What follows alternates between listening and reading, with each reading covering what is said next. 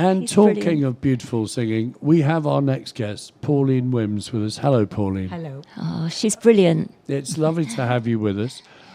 You're a regular on the legendary Friday afternoon, Friday evening Yes. trad sessions Yes. here. Tell everyone a little bit about what happens. Well, it's wonderful, really. You can have about up to 20 musicians, some very new, some years at it. And that's the beauty of it, really, I think. You've got people like Mick O'Connor who welcomes everybody in, whether you're a beginner or at the top of your career. And I think all of us coming here, really, it's made us better at playing music and that. And I think it's a social thing. And I think what's important about it as well is the bar is opened. If people want to bring their loved ones with them, they can. People come in. And so it covers a lot of areas, really, which is quite good, really, you know. How does it work? I mean, if I was a slightly shy banjo player and turned up, hanging around at the back there, do I put my name down, or do I have to know somebody, or how's it work? You look around, and some of the more experienced musicians don't miss a trick. If they see somebody new, and that they always go over and greet them and ask them where they are, and they'll ask them, is there a certain song that they can sing, or if there's a certain tune that they can play. And it's just very, very friendly. Nobody's ever left out, which is quite nice. No one's ever left out No, here it's at the That's ICC. true. That's lovely. Really. They only let me on once. You sing. But I just sing. I just love singing, and I worry sometimes if there's a band behind me if I'm not singing at the pace I should be singing at. But it doesn't seem to matter, really, to be honest with you. It goes down quite well. And we have a lot of singers as well as musicians.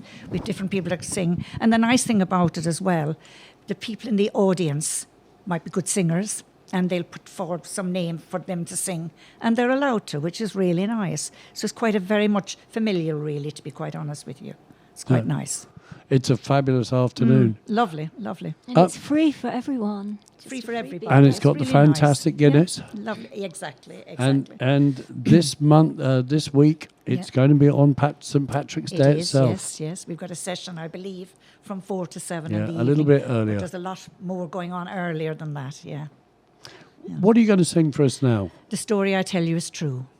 Take it away. Come stroll for a while with my memory, and I'll tell you of times long ago when we walked to school summer and winter, barefoot through the fields we would go.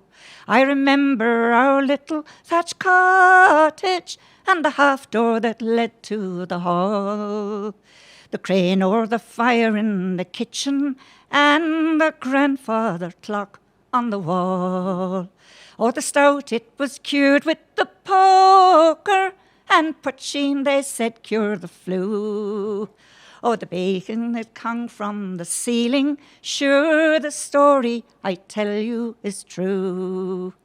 We went by trap to Mass Sunday, Grandad, he wore his best hat. The preacher would serve from the altar, and the little and his hat. Matchmaking was part of tradition, and the rambling house filled up at night. The tailor would tell a ghost story, and the children would shiver with fright. Join in. Oh, the stout, it was cured with the poker, and poaching, they said, cure the flu. Oh, the bacon, it hung from the ceiling, sure the story I tell you is true. Miles to the fair in the darkness, with our animals we walked with delight. When the wheeling and dealing was over, everyone stayed round for the fight. Now I hope that in telling the story, I haven't detained you too long, for there is so much more I could tell you someday in some other song. Oh, the stout, it was cured with the poker, and poaching, they said, cure the flu. Oh, the bacon, it hung from the ceiling, sure the story I told you is true. The story I told you was true. Whoa! Hey, that was absolutely amazing. Do you think the Irish are naturally more musical? So I think because, in younger days, people growing up and that, there was a lot of gatherings in the houses and that, and people didn't have instruments and that, and singing really was part of the tradition, really, it was. People coming to people's houses and that. And I think that's where it all stemmed from, really, I think, Did you start singing in London, or were you already singing I think when I you was were already, young? I loved singing, really, and wherever I was asked to sing, I'd sing, really, And that was back in Cork? Yeah, and over here. I suppose more over here, really, to be quite honest, So what brought you I came over really to work, to be quite honest, because in those days there wasn't that much work in Ireland, and whilst nursing was something I wanted to do at the time, I didn't. What I did was I started working in a large departmental store in Oxford Street. Ah. Yeah, and I stayed there for 2.5 years, but nursing was still my passion, and I spent 43 good years as a nurse. Oh, amazing. And loved every minute of it. Oh, brilliant. And I retired 12 years ago. And about 10 years before I retired, I was a specialist nurse within the cancer setting. Wow. Giving chemotherapy, psychological advice, all the other things that went with it. But people used to say to me, is it a sad job? No.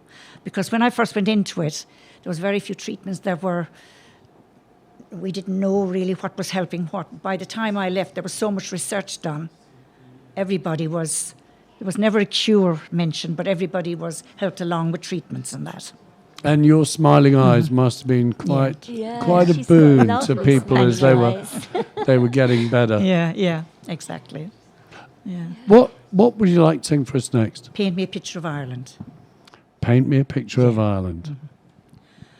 An old woman stood at her canvas, deciding what she'd paint that day, when she got a call from her grandchild, who was on a brief holiday. The old woman, she looked distracted at request of her grandchild that day. The tears welled up inside her when she heard the young child say, oh, paint me a picture of Ireland, of the things you remember the most, its mountains and its valleys, its islands and its coasts. Paint me a picture of Ireland, of the things your memory still holds, something to show my grandchildren, a glimpse of the green, white and gold. The old woman, she left Ireland when the famine was still in its prime, leaving a dying people to survive the race against time. She landed like millions of others in a country that opened its door. She was so proud to be Irish.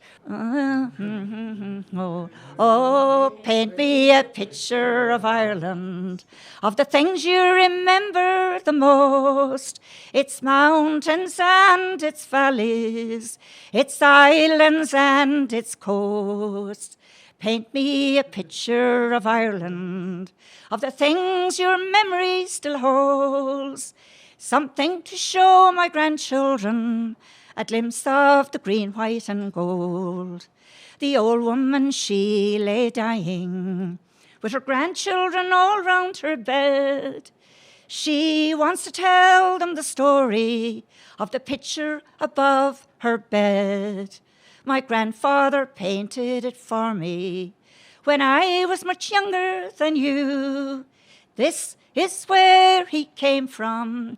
These are your roots too.